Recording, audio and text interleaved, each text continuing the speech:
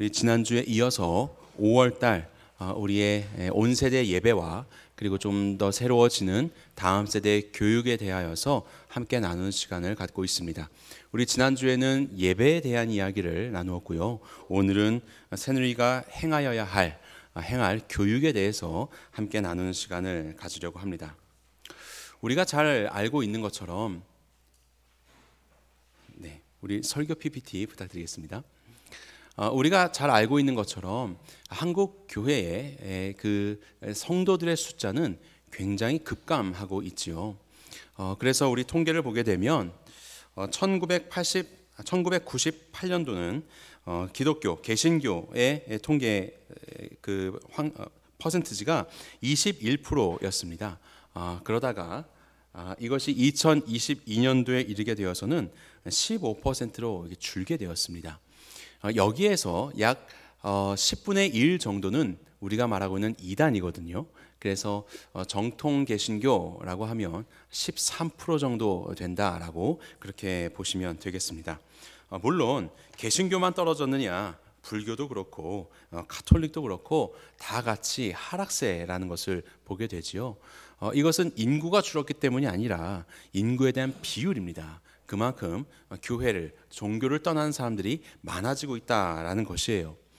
그래서 탈종교의 모습을 보게 되면 파란색은 급증하고 있습니다. 종교를 가지고 있지 않은 사람들은 이와 같이 2022년 63%로 급증하였고, 무엇이든 종교를 갖는 사람들은 37% 정도로 급락한 것을 보게 됩니다. 교회의 숫자도 굉장히 줄어들고 성도의 숫자도 줄어들고 있는데, 어떤 통계를 보니까요, 그래도 교회는 많지 않습니까?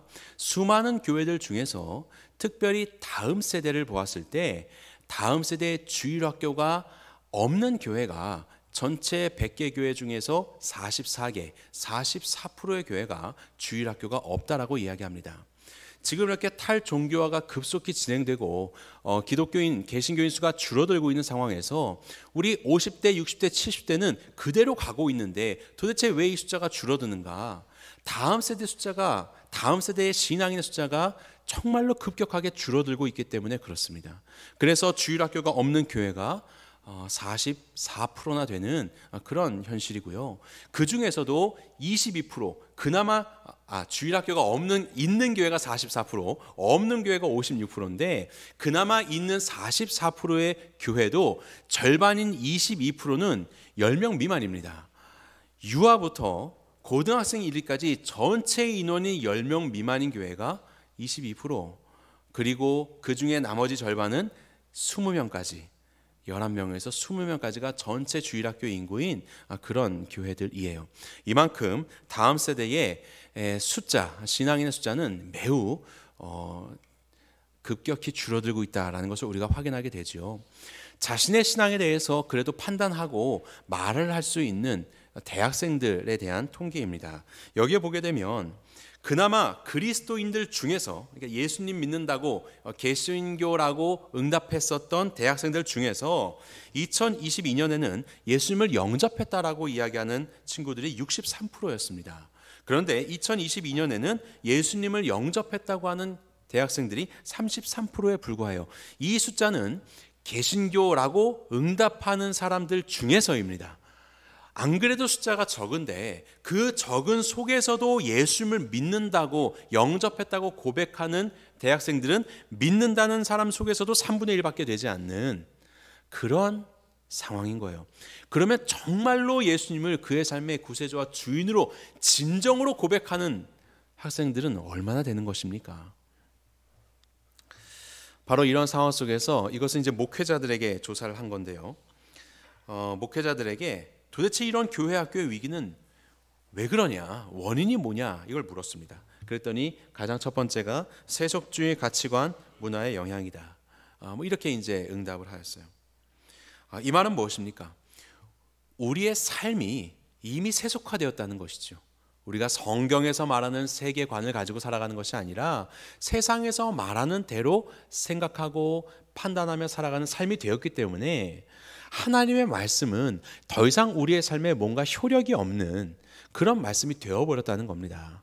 그래서 점점 더 다음 세대 아이들은 하나님의 말씀을 떠나가게 되는 것이고 그렇게 급속도로 줄어드는 그런 신앙의 모습을 보여주고 있는 것이에요. 오늘 본문을 보면 우리가 잘 알고 있는 바로왕의 꿈에 대한 이야기이죠. 바로왕이 꿈을 꿨습니다. 소도 있고 이삭도 있는데 똑같은 이야기예요. 7년의 풍년이 있고 그 이후에 7년의 풍년을 기억하지도 못할 정도로 7년의 흉년이 일어날 것이다. 그것을 요셉이 꿈을 해몽하지 않습니까? 바로 이와 같이 오늘날 한국 교회는 정말로 벼랑 끝에 서 있지요. 한국 사회에서도 이 교회의 역할은 굉장히 지대하였고 말 그대로 풍년을 누리는 것 같은 그런 시대를 살아왔지만 이제 조금만 지나 보십시오. 예수님을 믿는 신앙인들이 이 땅 가운데 있을까요? 어디 이런 통계가 필요한 것이 아니라 우리 교회를 바라보십시오. 10년 전과 20년 전과 비교했을 때 우리는 어떻습니까? 과연 앞으로 5년 10년 지나게 되면 우리 새누리 교회 안에 믿음을 가진 자녀가 있을까요? 벼랑 끝에 서 있는 이런 상황들, 이전에서의 풍년 기억할 수도 없을 정도로 흉년이 올 것이다 라고 하는 바로 이런 상황 속에서 우리는 어떠한 교육을 행해야 되는가? 지난 수요일에 인동열 전사님께서 말씀 전해주실 때 우리 많은 부모님들은 우리 자녀에 대해서 참 요셉처럼 자랐으면 좋겠다 이런 이야기를 한다고 말씀하셨는데요. 정말로 그렇죠. 그래서 그 자녀들의 이름을 요셉이라고 짓기도 하고 우리 교회도 요셉이 있어요. 요섭이라고 있는데 정말로 우리 자녀들이 요셉과 같이 자라기를 원할 때 그럼 그 모습이 무엇입니까? 요셉은 오늘 본문에서 7년의 흉년에 대비할 방법을 말하고 있습니다. 하나님으로부터 받은 그 계시, 하나님으로부터 받은 이 능력으로 그는 이 지혜를 가지고 이 어려움을 헤쳐나가고 있는 거예요. 그것이 바로 요셉이에요. 요셉은 풍년에 머무른 자가 아니라 흉년을 대비하는 하나님의 사람이었고 요셉으로 인하여서 이 땅과 더 많은 땅들의 많은 생명들은 살게 된 역사를 이루어냈죠. 이것이 바로 요셉의 삶입니다. 우리가 자녀들이 요셉과 같이 되었으면 좋겠다라고 이야기할 때 그 요셉은 이 흉년을 대비할 수 있는 아이들, 흉년 가운데 하나님의 말씀을 받을 수 있는 그리고 그것을 실천할 수 있는 그런 아이들로 우리는 길러내야 하는 것이죠. 자, 그것을 위해서 먼저 요셉의 삶을 살펴보겠습니다. 자, 요셉의 삶은 삶에서 신앙으로 나아가는 삶이었고 그리고 신앙에서 다시 삶으로 나아가는 그런 삶이었습니다. 자, 삶에서 신앙으로 갔다.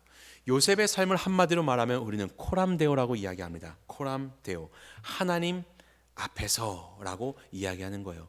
이것과 대비되는 것이 코람 호미니부스, 사람들 앞에서, 사람 앞에서라는 말이에요. 요셉의 삶은 그 극심한 변화의 순간 속에서도 늘 하나님 앞에서 살았었던 삶이에요.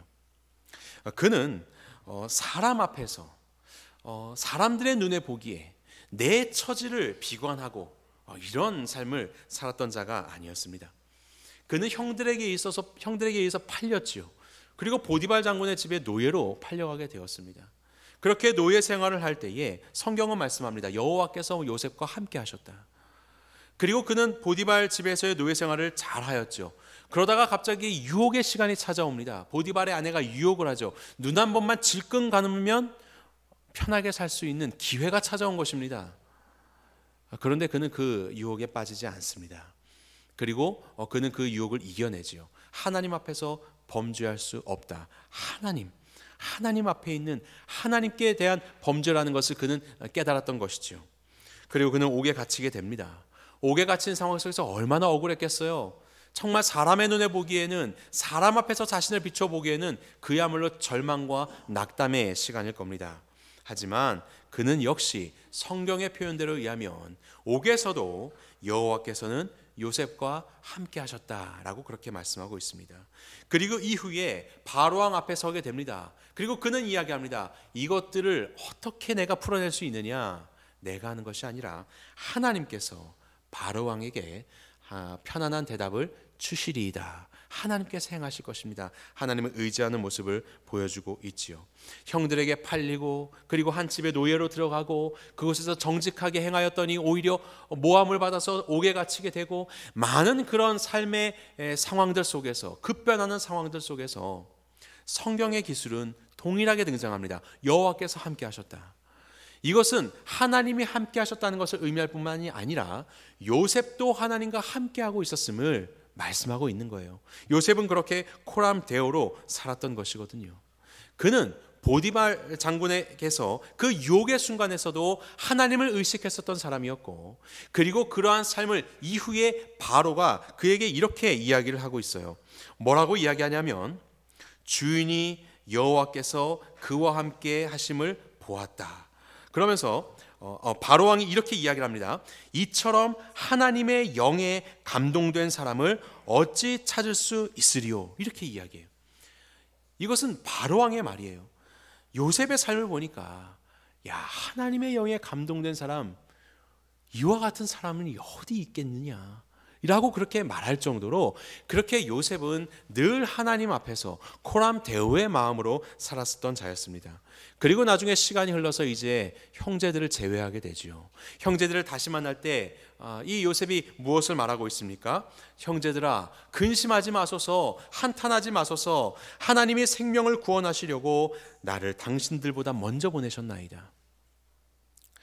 코람데오의 삶을 살았었던 요셉은요, 그의 삶에 있는 이 모든 정황을 하나님 앞으로 가져갔고, 삶에서 신앙으로 나아갔고, 하나님 앞에 나아갔을 때 하나님이 주시는 말씀 가운데 그의 삶을 비춰보고 해석한 것이에요. 내가 당신들이 못나서 팔려서 이런 고생을 하고 있다라고 그의 삶을 해석하지 않고, 하나님께서 생명을 살리시려고 나를 당신들보다 먼저 이곳에 보내셨습니다. 코람데오로 살았었던 요셉의 삶 속에서 그는 삶의 다양하고 구체적인 현장 속에서 하나님을 인정하였던 자였고, 그는 하나님 안에서 그의 삶을 해석하였고, 하나님께서 기뻐하시는 삶을 행하였던, 하나님 안에 행하였던 코람데오의 삶을 사는 요셉이었습니다. 하나님 앞에서, 하나님의 권위 아래에서, 하나님 안에서 행하는 삶, 그것이 바로 요셉의 삶이었어요. 그의 삶은 신앙과 분리되지 않았습니다. 모든 삶의 현장 속에서 그는 신앙으로 나아갔고, 그리고 그 신앙이 거기서 머무는 것이 아니라 그의 삶을 해석하고 비추며 행하게 하는 그러한 유효한, 유력한 모습으로 그의 삶 가운데 영향을 끼치게 되었죠. 이것이 바로 코람데오 요셉의 모습이에요. 오늘날 우리가 교육하고 있는 우리 아이들은 이제 MZ 세대를 넘어서 알파 세대라고 하죠. 알파 세대. MG, 그 다음에 이제 Z로 끝났으니까 다시 이제 A로 넘어와서 알파가 된 것이에요. 뭐 MG 세대를 우리가 아직도 잘 모르는데 벌써 알파 세대가 오고 있는가? 우리가 교육하고 있는 그 세대들입니다. 이들은 디지털 온리 세대라고 말해요. 디지털 온리. MG에서 M 세대는 인터넷 등을 통해서 디지털 세계를 배회하고 있다 해서 디지털 유목민 세대라고 말하고, 그 다음에 Z 세대는 마치 디지털이 자연스러운 것처럼 살고 있다 해서 디지털 네이티브 세대라고 이야기하거든요. 그리고 이제 알파 세대는 이 MZ 세대의 자녀들이에요. 이 자녀들은 오직 디지털, 온리 디지털 세대입니다. MZ 세대가 겪었었던 아날로그적인 환경과 삶을 이들은 몰라요. 아날로그로 경험하지 못하고 태어날 때부터 디지털화 되어서 태어나고 있는, 살아가고 있는 그런 자녀들입니다. 저희 자녀를 보니까 다 알파예요. 알파 세대. 12살 아래라고 하더라고요. 초등학생이죠. 이 친구들은 태어날 때부터 이런 스마트 기기가 가까웠었고, 급기야는 3년간의 코로나 기간을 겪으면서 가상 세계가 무엇인지, 온라인이라는 것은 무엇인지 이것을 빠르게 습득하였었던 세대가 되었습니다. 이들은 디지털이라는 것이 이제 이 네이티브를 넘어서 아예 온리 디지털이 될 정도의 세대가 되었고, MZ 세대가 가지고 있었던 어떤 과시하는 소비 문화, 이런 것들을 그의 부모로부터 그대로 이어받아서 그것을 보면서 자라온 세대예요. 그래서 우리가 MZ 세대라고 하면 어디를 틀지 모르지 않습니까? 우리가 예측할 수 없는 세대 아니에요? 그런데 알파 세대는 그들의 자손이에요. 더 알 수 없어요. 더 많은 것들을 우리와 함께 경험하지 못한 전혀 다른 세대예요. 그래서 말 자체도 A, 다시 시작하는 거예요.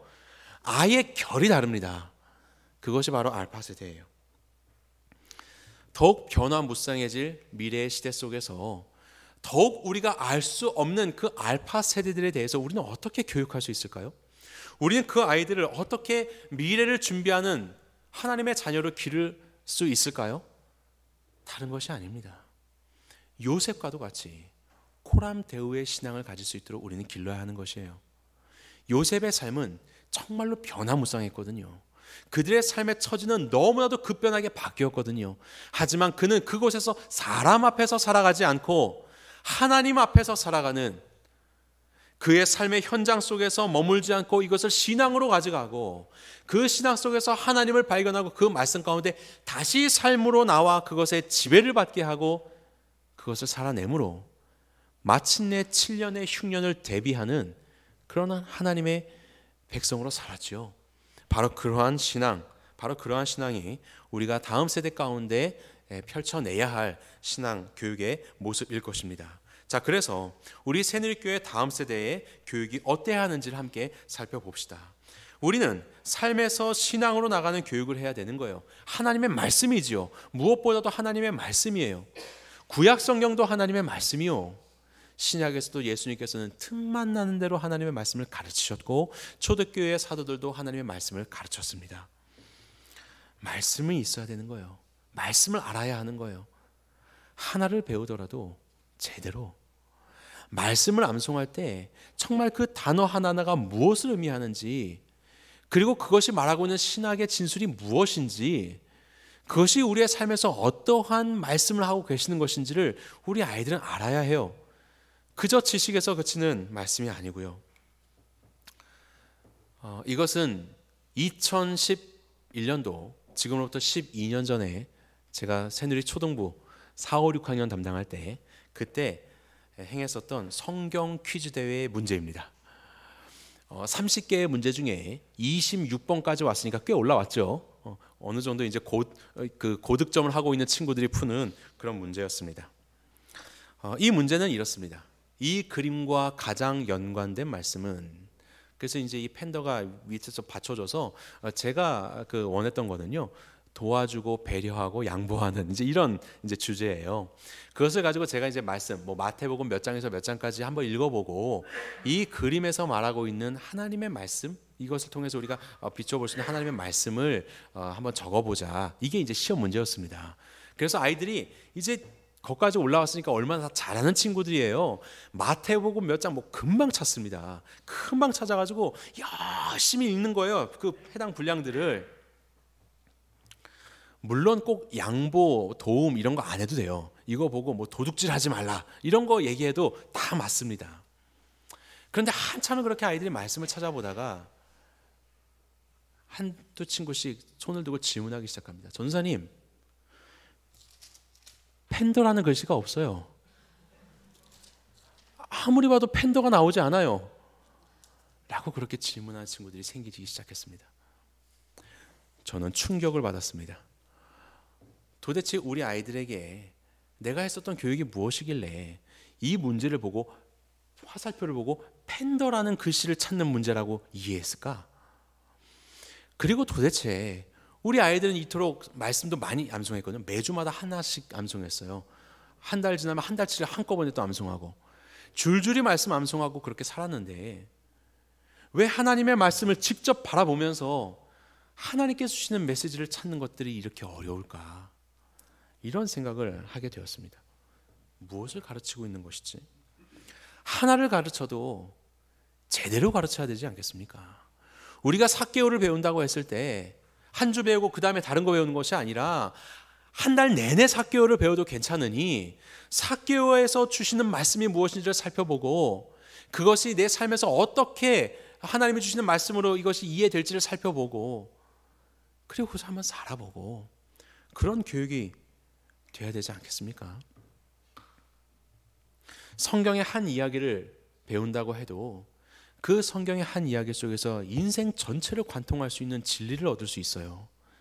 그럼 그 진리를 우리가 발견해야 되는데 우리 아이들이 성경을 읽을 수 없다, 하나님의 말씀을 내가 직접 대면할 수 없다, 이 사실을 제가 발견하고 굉장히 충격을 받았습니다. 그때부터 좀 교육을 바꿨어요. 그리고 성경 퀴즈도 굉장히 많이 바꿨어요. 그래서 요셉의 삶을 살펴보면서 여기에서 살필 수 있는, 발견할 수 있는 예수님의 모습을 찾아보세요. 뭐 이런 식으로 이제 문제를 내고, 그래서 아이들이 막 이 말씀 찾아보고 나름대로 거기서 예수님을 대입해 보기도 하고 그들의 생각을 표현하기도 하고 뭐 이제 이런 시간들을 이후에 많이 가졌었습니다. 말씀 안에 정말로 홀로 서기가 할 수 있는가? 내가 어느 삶의 그 처소에 있을 때 그 변화되는 삶의 현장 속에서 하나님의 말씀을 펴고 나에게 주신 하나님의 말씀을 내가 발견할 수 있는가? 그것을 누릴 수 있는가? 이것이 없다면 어떻게 성경의 사람이라고 할 수 있고 어떻게 그리스도인이라고 할 수 있겠습니까? 언제까지 누가 해주는 그런 이야기들에 귀를 기울이고 먹여주는 것에 그것만 기울하며 살 수 있겠습니까? 그래서 이것을 위해서는요, 시간이 필요하더라고요.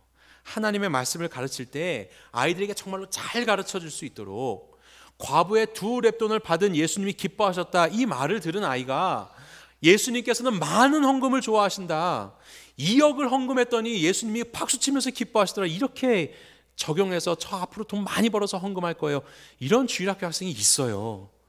제가 그 얘기를 들었거든요. 듣기는 듣되 잘 못 듣는 겁니다. 우리 아이들이 내가 읽고 있는 하나님의 말씀이 도대체 어떤 말씀인지를 같이 깊이 있게 살펴보는 그런 훈련이 필요해요. 이를 위해서는 교육 시간이 필요합니다.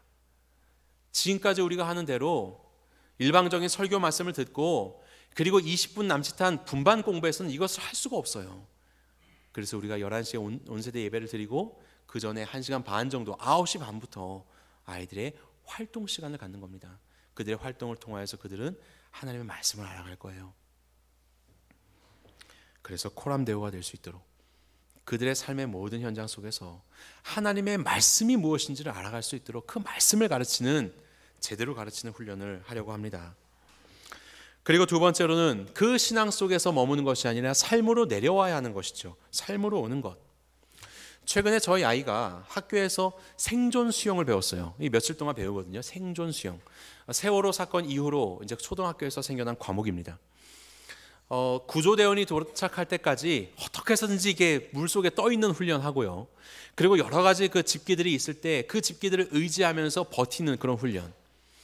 순간 잠수할 때에 놀래가지고 허겁허겁 하다가 물 들이마시고 기절하지 않도록 잠수하는 훈련, 이런 것들을 이제 가르칩니다. 코로나 때는요, 그것을 어떻게 가르쳤냐면 교과서로 가르쳤습니다. 어떻게 해야지 서 있을 수 있는지, 어떤 물건을 잡아야지 네가 떠 있을 수 있는지, 그걸 교과서로 가르쳤어요. 이게 됩니까? 마음이 급하면 지푸라기라도 잡는 게 사람입니다. 어디 그런 것들을 판단하겠어요. 당장 물 먹으면 다 끝이에요. 아무리 교과서로 배워도 우리는 생존 수영 할 수 없어요. 수영이라는 말 자체가 뭐예요? 물 숫자에 헤엄칠 영이에요. 물에서 배워야 되는 것이 수영이지요. 물 밖에서 배운다고 수영할 수 있는 것 전혀 아니라는 걸 우리는 잘 알고 있지 않습니까? 자, 그런데 우리가 말하는 신앙이라는 것은 삶이에요. 신앙생활이라고 말하잖아요. 생활신앙이라고도 말하잖아요. 그런데 우리가 신앙생활을 말하고 있으면서 학교에서 종교식 교육, 종교교육 가르치는 것처럼 교회에서 하나님의 말씀은 가르치되 삶을 가르치지 않으면 어떻게 수용하겠습니까? 이렇게 살아야 해라는 것을 교실의 딱딱한 것 가운데 진리는 전했지만 도대체 삶에서 이것을 어떻게 살아야 되는지 알 수가 없어요. 잘 살았니? 아무도 안 물어봐요. 물을 먹고 있는지, 빠져 죽어가고 있는지 알 수가 없는 거예요. 이제 코로나 상황이 어느 정도 진정되자 생존 수영을 해가지고요, 이제 정말로 수영장 가서 이제 하더라고요. 사진 보니까 수영장에 갖가지 집기들을 다 던져놨어요. 막 가방도 있고 아이스박스도 있고 스티로폴도 있고 나무도 있고, 그리고 거기에 아이들이 가서 실제로 그거 뭐 하나 이게 어떤 게 좋은가 몸으로 체험하는 겁니다. 잠수도 해보고 몇 초 버티는 것도 해보고. 수영은 그렇게 가르치는 거예요. 신앙이라는 것은 삶이죠. 우리 주님께서도 하나님께서 우리에게 말씀을 주실 때 그냥 계시에서 그치지 않았죠. 이 책의 말씀으로 그치지 않았죠. 하나님의 말씀은 성육신하지 않으셨습니까? 그 말씀이 육신이 되어 우리 가운데 거하심에 우리 가운데 오셨죠. 우리의 눈으로 본 바요, 우리의 손으로 만진 바요, 우리가 들은 바가 되지 않았습니까? 그것이 우리 예수님이잖아요. 말씀이 육신 되신 예수님. 그래서 우리가 이 말씀의 의미가 무엇인지를 비로소 그의 삶의 모습과 그 가르침 자체를 통해서 알게 되었고, 그 후로 우리 성도들은 이와 같이 고백하는 것 아닙니까? 예수 그리스도의 장성한 분량에 충만한 데까지 이르는 것, 그것이 우리의 기준 되는 것 아니에요? 우리의 모범 되는 것 아닙니까? 예수님을 보고 배우는 거예요. 예수님을 보고 배우는 것. 주님이 이 땅에 오셨기에 하나님의 말씀을 우리가 알 수 있게 되었고, 그 진정으로 깨달은 말씀대로 살아갈 수 있게 된 것이에요. 바로 이와 같이 하나님의 말씀이 육화되었기 때문에 우리가 이러한 삶을 살아갈 수 있는 것처럼, 이제 우리 예수님은 승천하시고 땅끝까지 저와 여러분들에게 증인이 되라고 하셨습니다. 그것이 뭐예요? 말씀 인수해서 뿌리는 겁니까? 그냥 말로 하는 겁니까?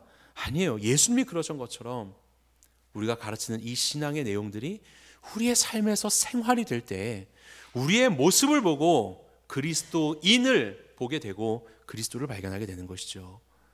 이것이 곧 우리 교회에게 맡기신 사명이지 않습니까? 신앙교육은 삶이에요. 삶이기 때문에 공동체가 중요한 겁니다. 삶으로 보여야 하니까, 삶으로 가르쳐야 하니까 모범이 필요하고 나눔이 필요한 거예요. 잘 안 되는데요? 그렇죠. 그것들을 함께 나눌 수 있는 공동체, 그럴 때에만 우리가 아는 그 신앙이 삶이 될 수 있는 겁니다. 우리 자녀들의 교육이 이 삶이 나눠졌으면 좋겠어요. 주일학교에서 가르치는 것들이 가르침에서 끝나는 것이 아니라 이것이 어떻게 삶으로 적용할지를 함께 나누고, 지난 한 주간의 삶을 같이 나누고, 어떻게 실패했는지 나누고, 그런 서로의 이야기들이 나눠질 때 우리는 생활할 수 있게 되지 않겠습니까? 그래서 가르침이라는 것은 진리에 대한 순종이 실천되는 공간을 창조하는 것이다. 이것이 미국의 유명한 기독교 교육가인 파커 파머가 했던 말이에요. 가르침은 공간을 만드는 일이다. 그런데 그 공간은 무슨 공간이에요? 진리에 대한 순종이 실천되는 공간. 삶에서 신앙으로 가기 위해서 말씀을 가르치고 그 말씀이 다시 삶으로 내려오기 위해서는 공간이 필요한 겁니다. 그것을 실천해 볼 수 있는 공간. 다시 수영을 말씀드릴게요. 수영 어떻게 배우는 거예요? 열심히 그 이론을 배우죠. 그리고 이제 물에 들어가는 겁니다. 그리고 거기서 선생님이 해보는 거예요. 선생님이 자 이렇게 하는 거야, 한번 따라해 볼래? 해요. 잘 안 돼요. 선생님이 붙잡아 주세요. 자 여기선 이렇게 해보자. 그러다가 물 먹었어요. 울먹거리고 너무 힘들어요. 괜찮아. 선생님도 옛날에 이렇게 물 먹었었어. 너는 선생님보다 훨씬 더 잘하고 있는 거야. 자 발만 좀 이렇게 힘 빼볼까? 자 이렇게 한번 해볼까? 그러면서 하다가 수영 배우는 거 아닙니까? 그것이 이 진리를 실천할 수 있는 순종의 공간 아니에요? 우리들이 신앙생활, 생활신앙이 되기 위해서는 이런 공간이 필요한 거예요. 이것이 우리에게 있어서는 목장이 되는 거고, 우리 함께하는 나눔이 되는 거고, 우리 자녀들에게 있어서는 교회학교, 그리고 우리의 가정이 되는 것이고, 우리의 교회 공동체가 되는 거예요. 우리가 배운 그 내용들을 실행해보고 서로의 이야기들이 함께 나누어지고, 성공의 이야기, 실패의 이야기 나누어지고, 함께 기도하고 조금씩 수정해 가면서, 그래야 우리가 생활 속에서 우리가 알고 있는 바 그 신앙을 실천할 수 있게 되지 않겠습니까? 공간이라는 것은 울타리가 있을 때 주어지는 겁니다. 울타리가 없다면 그건 공간이 아니죠. 이곳에 모인 우리 모두가 다음 세대 앞에 울타리가 되기를 바랍니다. 울타리, 이 공간 속에서 뭐 부모만 잘하면 될까요? 위에서 선생님들만 잘하면 될까요? 아니요. 온 세대 예배를 드리는 우리의 이런 시간들, 그리고 여러분들의 아이들을 만나는 엘리베이터에서와 1층에서의 뭐 담소나는 그 모든 여러분들의 이야기들, 그 모든 것들이 다 아이들에게는 보고 배우는 가르침거리들이에요. 제가 어린이 사역을 오래 하지 않았습니까? 한 10년 이렇게 하는데요. 이 아이들이 질문이 있어도 질문하지 않아요. 부모들에게도 그렇고 선생님도 질문 안 해요. 너 왜 질문 안 해? 물어보면 뭐라고 대답하는지 아십니까? 당황하실까 봐. 선생님이 당황하실까 봐, 서로 민망해질까 봐 질문 안 한다는 겁니다. 알아요. 그리스도인으로서 우리가 무언가를 배웠지만 실제로 그리스도인이라고 이야기하는 이 신앙생활을 하는 이 어른들의 삶 속에서 저들이 어떤 대화를 나누고 교회 안에서 어떤 눈빛을 주고받고 어떻게 예배드리는지를 아는 거예요. 그래서 질문 안 하는 겁니다. 답이 없으니까. 얼마나 슬픈 일이에요. 아이들이 함께 드리는 이 예배 시간, 여러분 이제 어떻게 드리시겠습니까? 여러분 아이들이 이렇게 보면서 다 보는 거예요. 저분은 저렇게, 저분은 이렇게. 졸고 계시겠습니까? 말씀 못 찾아서 헤매시겠습니까? 우리가 생활을 가르쳐주지 않다 보니까 집안에 대소사의 일이 있을 때 정말로 우리 부모님들이 함께 이것을 나누고 기도하고 그 가운데 하나님께서 어떻게 말씀하시며 인도하신지를 나누고 이런 삶이 있는 신앙이 아니기 때문에 우리 부모들이나 어른들의 신앙도 점점 불이 사그라져드는 거 아니에요? 본을 보일 필요가 없으니까, 가르치면 끝나고 저 위에서 다 해주니까 우리는 본을 보일 필요가 없으니까 우리 사그라들고 있는 거 아닙니까? 우리 함께하는 이 교회 안에서의 모든 이 시간들이, 이 건물 안에서의 시간들이 다 우리 아이들 앞에서는 다 이것이 수업 시간이에요. 보고 배우는 겁니다. 예수님을 사랑하는 자들은 어떠한 대화를 나누나, 그분들은 나에 대해서 어떠한 태도를 가지고 계시는가, 우리가 그런 울타리가 돼야 되는 거예요. 비록 좀 연약한 울타리이고 페인트칠 다시 해야 되는 오래된 울타리일 수 있지만 이 울타리가 우리 아이들에게 안전한 공간이 되어주고 또 그 방향을 보여주고 나아갈 수 있도록 하는 어떤 그 본이 되어주고 또 이 밖을 벗어나지 않는 어떤 경계가 되어주고 그 안에서 우리의 모습들을 함께 나누면서 생활이 나눠지고 삶이 나눠지고 같이 기도하고 이러한 우리의 나눔이 있는 그런 공동체가 되어야 되지 않겠습니까? 예수님이 이런 이야기 하셨어요. 인자가 올 때 세상에서 믿음을 보겠느냐? 참 가슴 아픈 이야기죠. 인자가 올 때 세상에서 믿음을 보겠느냐? 이 말씀을 하는 그 단락에 앞선 이 이야기의 그 서두가 이것이었습니다. 항상 기도하되 낙심하지 말아라. 그러면서 비유를 말씀하시고 그런데 인자가 올 때 믿음을 가진 자가 있겠냐? 이런 이야기예요. 항상 기도하고 낙심하지 말아라. 너희의 삶이 너무나도 급변하면서 참 삶 가운데 어려운 현실이 많을 텐데 그런 현실 속에서 거기에서 머물러 있는 삶이 아니라 그때의 신앙으로 나아가는 삶이 되고 하나님 앞에 코람도의 삶으로 나아가서 하나님이 주시는 말씀과 하나님이 주시는 그 지혜 속에서 다시 삶으로 돌아와서 살아갈 수 있는 그 하나님의 응답을 받은 삶을 살아갈 수 있는 너희들의 존재인데 그래서 너희들은 항상 기도하고 낙심할 필요가 없는데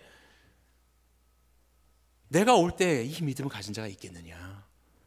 그렇게 하나님을 찾는 코람도의 신앙인들이 있겠느냐? 그 말씀하고 계시는 거예요. 우리 새누리 안에 5년, 10년 후에 우리 다음 세대가 정말로 믿음 가진 자로 설 수 있을까? 이전의 풍년은 기억할 수도 없을 만큼 흉년이 찾아온다고 할 때 우리는 정말로 요셉과 같은 아이들을 길러내고 우리도 그런 요셉과 같이 이 흉년을 대비하는 어른들이 될 수 있을까? 아멘. 될 수 있습니다. 오늘도 우리의 삶의 정황 속에서 신앙으로 나아가고 코람데오의 삶 가운데 다시 우리의 삶으로 돌아와 그 삶을 하나님의 권위 아래 하나님의 말씀 안에 행하는 삶을 살아가며 이 이야기들이 우리 안에서 계속해서 함께 나누어지고 다음 세대까지도 나누어질 때 그들이 배우는 기독교는 그들의 생활과 동떨어지는 그런 기독교가 아니게 될 것입니다. 예수님 다시 오실 때 주님 믿음 있는 자 바로 여기 새누리에 있습니다. 이곳을 살펴주시옵소서. 바로 이러한 고백을 할 수 있는 우리 새누리 성도님들 되시기를 주님의 이름으로 축원합니다.